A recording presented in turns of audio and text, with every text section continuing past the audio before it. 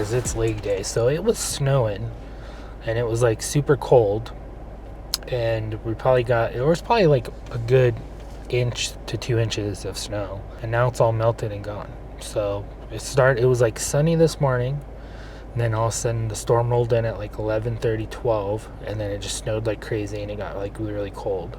And then now it's all gone and it's like 45 degrees. Gotta love Colorado. Gotta love spring Colorado. But woke up feeling really leaned out today. I haven't felt this leaned out, and then I went and looked in the mirror. I was like, oh man, I can definitely see changes. And then I weighed myself and down 2.7 pounds. So everything's going good. So we just gotta keep track. We just gotta keep going and just pretty much just push this last couple months and lose the last little bit of fat that we need to lose, and then we'll go to main gaining or maintenance. So now so this is what I was looking into. So I was looking into studies on dirty bulking versus main gaining versus lean bulking, right?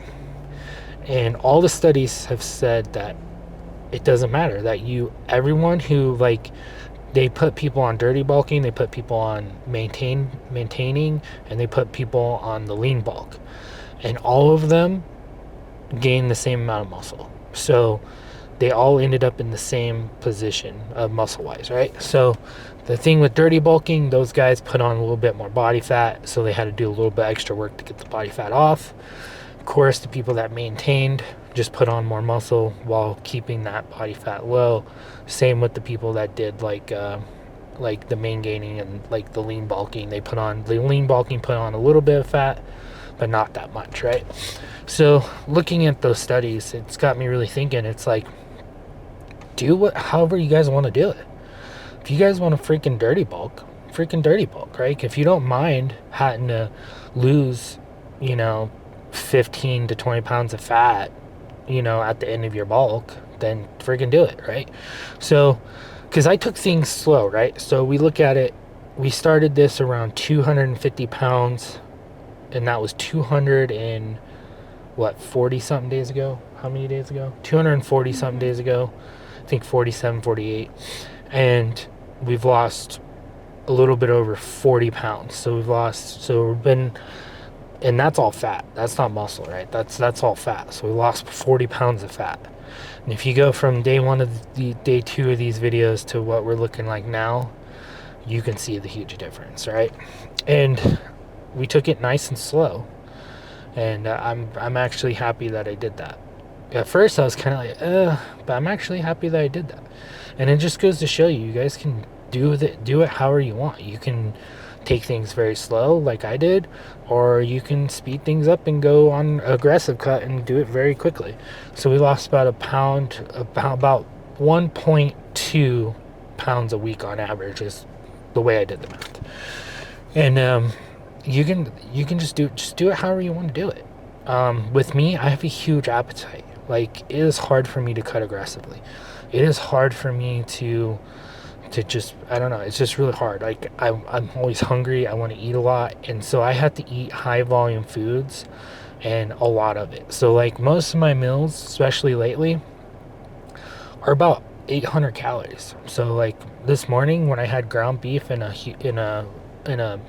potato, one potato, I also had my fruit bowl with it. And it was like all that together was almost like 900 calories. And it's like, and that's what it takes to make me feel full. Like, I gotta have high volume, high protein stuff to feel full, because I can sit there and I can easily knock out tons of junk food and not even feel like, I can probably eat 10,000 calories and not even feel full. It is crazy how the appetite that I have. But that's where some people are different, right? And that's why with me, I don't really want to do a dirty bulk, because if I do a dirty bulk, I'm going to go absolute freaking crazy. But I am going to introduce those things, and not go too crazy, right? So if I want to have chocolate milk and some Oreos at the end of the night on the bulk, I'm going to do it, right? But I'm not going to go absolute crazy and destroy the whole pack of Oreos on top of the whole thing of chocolate milk, right? If I have a glass of chocolate milk, have a couple servings of Oreo, but before I eat those things, I'm going to make sure I eat my high volume meal, right? I'm going to have a lot of protein, a lot of vegetables. I'm going to have a lot of rice. So I'm going to be switching to rice in the bulk instead of potatoes and stuff like that, making those kind of changes. Then that'll make it where I don't go crazy on that junk food. And that's what works best for me, right? But you know what? You might have someone that's like a Sam Sulek type of guy that can sit there and freaking eat crazy on his dirty bulk and do absolute amazing, right? Or you have someone that, it's really hard for them to eat. They're like, man, I can't eat. I can't sit there and eat, 300 or 400 calories worth of ground beef with potatoes and all that stuff. I just can't do it. So there's some people who can't do that. And so those people benefit more going on a little bit of dirty bulk so then they can get their calories high for low volume, if that makes sense. So, well, they're going over their maintenance calories, right? So they're in a bulking phase. But, yeah, I don't know. It's just some more of those kind of things that I've been thinking about, and it's just like, I'm kind of getting in that mindset of like, I think I can coach people weight loss, and I just gotta, I would, like, if I sit there, right, because I've coached Megan, I coached another friend that I know, and there's like just a couple people I've helped online for free, and they have all had good results. And one thing is when I sit there and I talk to them and get to know them, like what's their favorite foods, what's their appetite level, I'm pretty sure I can sit there and come up with plans for them that works best for them. And because like, for example, you'll see a lot of TikTokers right now, they're posting Higher Up Wellness. He posted about it. He was like, oh, if you're out and you need to stay in a deficit, but you're on the go to Chick-fil-A and get the grilled chicken nuggets. It's 500 calories and 50 grams of protein. I don't know about you guys, but I would not feel full off that at all. Like, I'm going to need potatoes. I'm going to need vegetables. That's just who I am, right? So that wouldn't work for me. But, some other people, it might work for them. But this is how, it's just what it is. So I'm pretty sure I can coach people and interview them and then coach them and be like, okay, here's the meal plan. Here's this, and this, and set them up for success. But I'm pretty excited to keep going, keep pushing. My birthday's coming up. So I'm not going to have a refeed day for my birthday. I'm not thinking I'm going to. I get a lot of free stuff. I don't know. Might take advantage of the free stuff, but I might still just try to stay in a calorie deficit and just not worry about my protein intake for one day. That's fine too. You could do that and just have a buttload of carbs. That's completely fine for one day. But yeah, so I don't know. We'll just see how things keep going. Today's leg day. I'm just going to do leg extensions, leg curls. No, mostly because my nerve damage is really bad right now. It's just like really flared up. I'm in a lot of pain. I'm trying not to take pain medicine. I'm really trying hard not to rely on that stuff.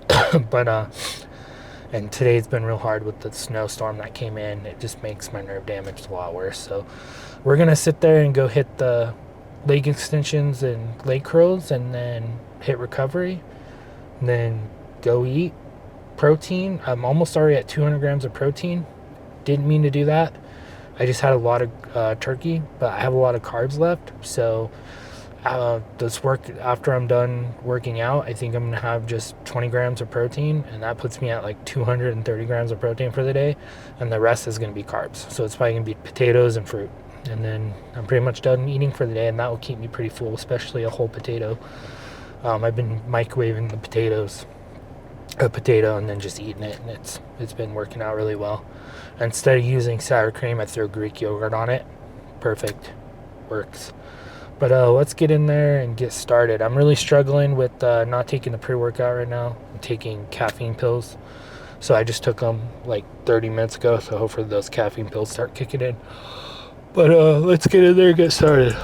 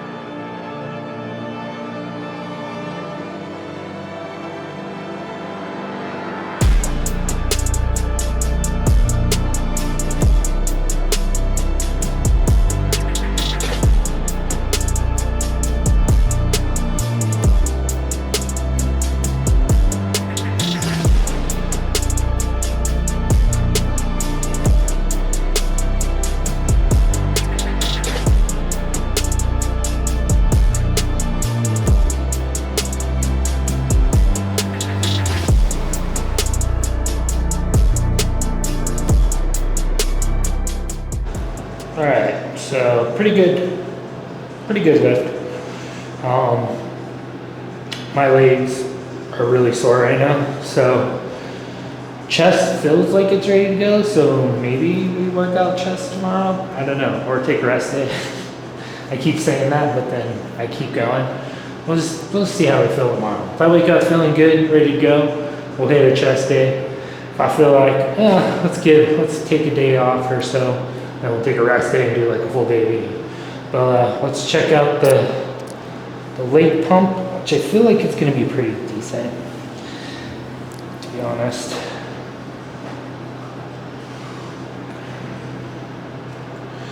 Pretty good. So, you can notice this leg has more muscle. I say it almost every time, but that's just because of the nerve damage in this leg. So,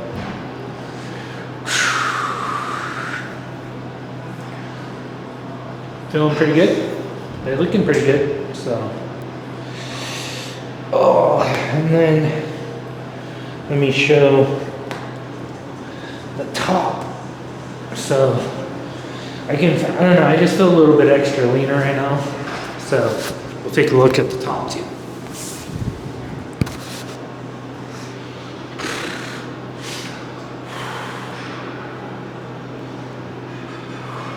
So now someone was telling me I don't have a very good developed bottom of my chest.